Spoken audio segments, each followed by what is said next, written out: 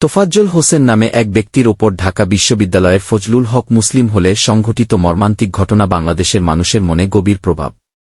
১ ঘটনার সূত্রপাত তোফাজ্জল হোসেন একজন মানসিকভাবে অসুস্থ ব্যক্তি ছিলেন। তাকে নিয়ে সন্দেহের শুরু হয় হলের কিছু ছাত্রের মধ্যে। ছাত্ররা মনে করেছিল যে তোফাজ্জ ২ শারীরিক নির্যাতন হলের কিছু ছাত্র তোফাজ্জলকে বেধড়ক মারধর করতে শুরু করে। মোবাইল চুরির অভিযোগ এনে তারা তাকে শারীরিক নির্যাতন করে, যার ফলে তিনি গুরুতর আহত হন। ৩ হলের প্রশাসনের প্রতিক্রিয়া ঘটনার সময় হল প্রশাসন এই পরিস্থিতি প্রতিরোধে কার্যকর কোনো পদক্ষেপ গ্রহণ করেনি।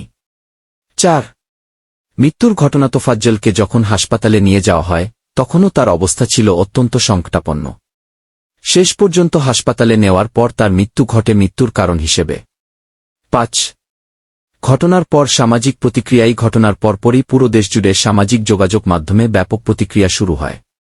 মানুষ এই ধরনের গণপিটুনির ঘটনাকে নিন্দা জানাতে করে।